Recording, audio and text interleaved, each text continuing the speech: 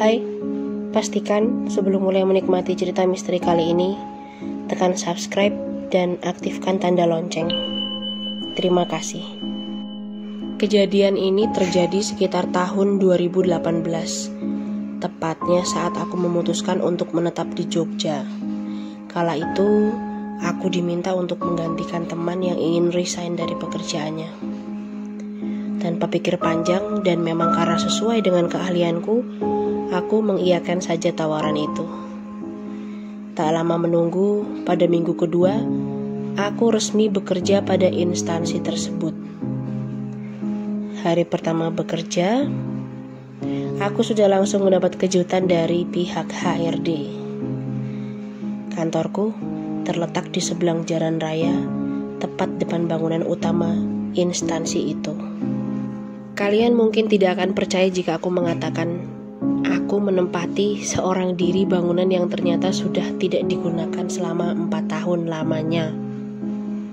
Menurut HRD-ku, meskipun tidak digunakan secara aktif, namun paling tidak 2 minggu sekali cleaning service membersihkan bangunan ini.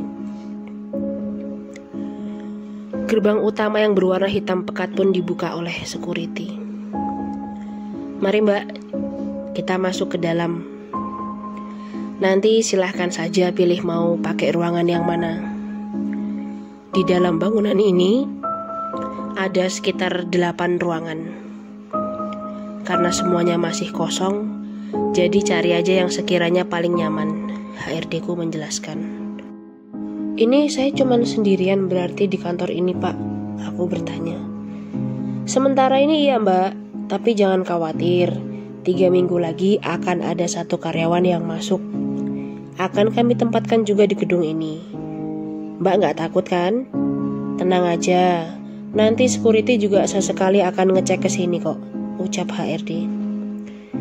Oh ya udah kalau gitu pak, aku melanjutkan langkah.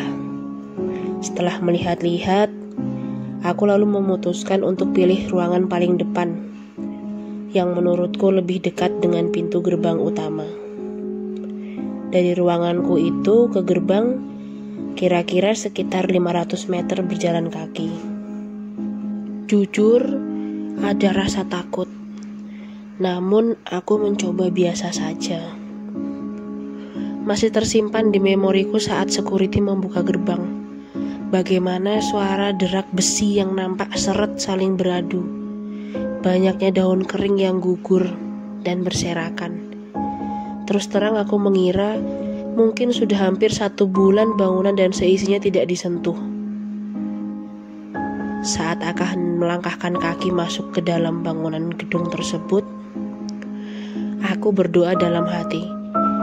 Semoga apapun itu, semuanya akan menjadi baik dan semakin baik. Pintu setinggi 2,5 meter itu akhirnya dibuka dengan susah payah. Bau lembab langsung menguar di sekitar hidungku saat security membuka dengan lebar pintu utama tersebut. Oke, kamu sudah bisa mulai masuk kerja besok pagi. Datang tepat waktu dan selamat bergabung. HRD ku lalu berjalan keluar gedung. Hari pertama aku bekerja adalah dimulainya drama perjalananku kala itu. Entah kenapa, melihat pintu gerbang yang masih tergembok itu seperti membuatku ingin pulang saja. Lalu aku disapa oleh seorang tukang becak yang juga baru datang dan mangkal tepat di depan gedung Belanda tua tempat aku berkantor. Ada perasaan tenang di situ. Setelah memarkirkan kendaraan, aku meminta security membukakan gerbang. Wah, saya kira ndak datang ya mbak, makanya belum saya buka, ujar Pak Waji. Hehehe, ya datang dong pak, kan kemarin udah bilang mau datang. Aku tertawa kecil.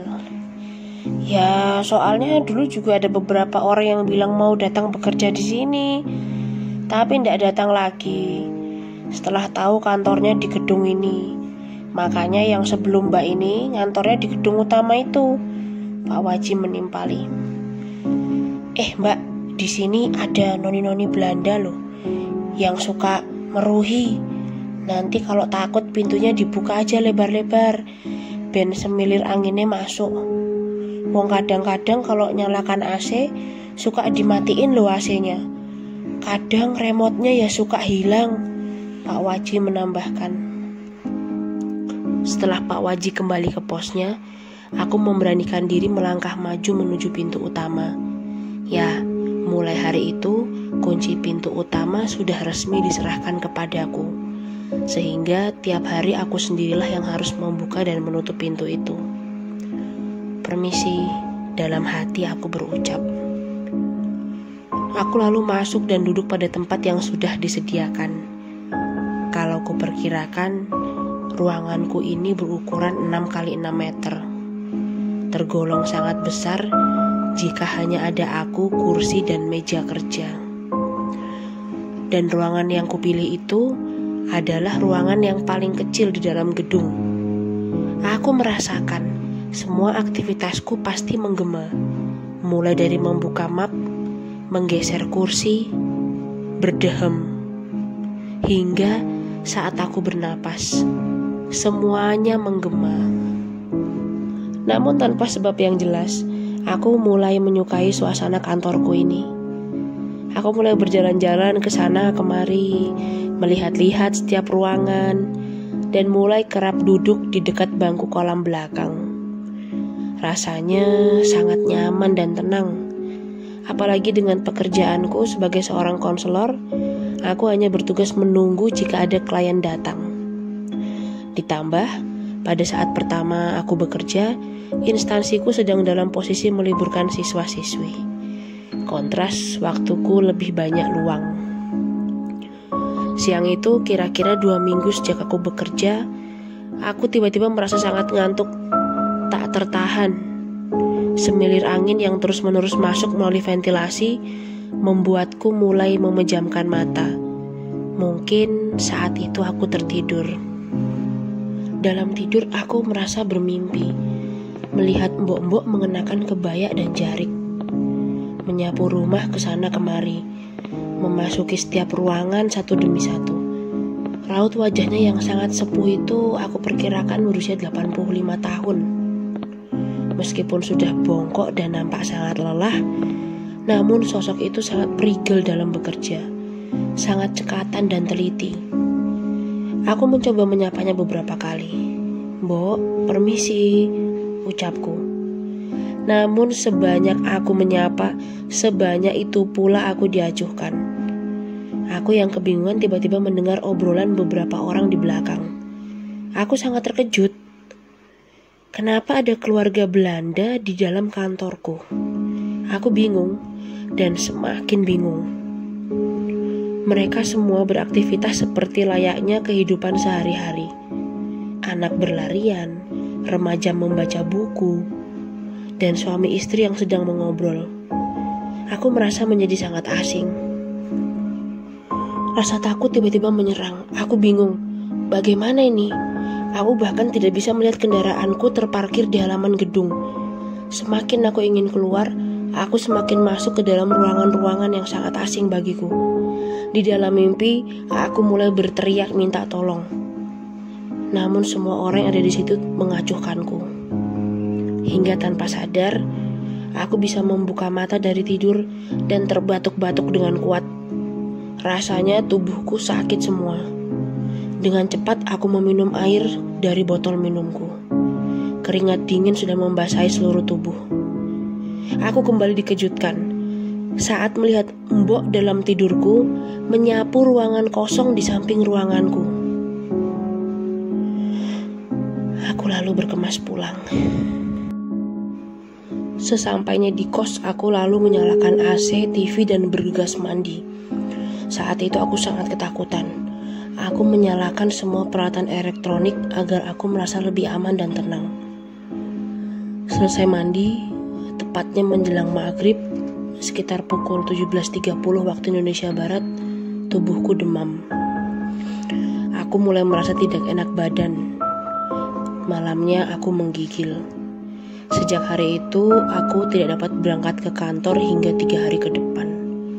Demamku semakin tinggi, Namun anehnya setiap kali akan diperiksakan, demam itu turun. Hingga di malam ketiga sejak aku sakit, aku baru bisa merasakan tidur pulas. Dalam tidurku, aku kembali dibawa ke gedung peninggalan Belanda itu. Aku tidak dapat menolak. Dan kejadian itu berlangsung sangat cepat. Kejadian yang paling ngeri bagiku saat seorang ibu membawa anaknya berlari ke sana kemari untuk mencari tempat bersembunyi. Sementara remaja yang aku lihat membaca buku kala itu sudah tak bernyawa, tergeletak di kamar mandi belakang. Tak lama aku melihat dan mendengar suara senapan berbunyi. Tubuh Noni dan anak laki-lakinya tergeletak di kebun belakang. Aku menangis sejadi-jadinya, meminta tolong, berteriak-teriak, hingga tetangga kamar kosku mengetuk pintu dengan sangat kuat. Aku tersadar, aku merasa sangat kosong. Mataku sembab seperti habis menangis semalaman. Tubuhku banyak lebam. Entah kenapa aku juga tak tahu. Aku merasa kejadian ini sangat tidak masuk akal, hingga akhirnya aku memutuskan untuk menceritakan semuanya kepada eyangku, yang biasa kupanggil Mbah Kung. Setelah menceritakan semuanya dan mengutarakan niatku untuk berhenti bekerja, Mbah Kung malah melarangku. Beliau meminta aku mengingat-ingat kembali semua wajah yang muncul dalam mimpiku, satu persatu. Mbah Kung mengatakan bahwa mereka sudah terlalu lama menderita.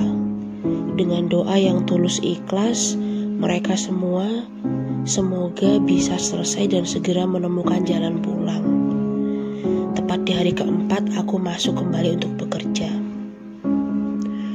Angin yang tak biasanya menemani langkahku menuju ruangan.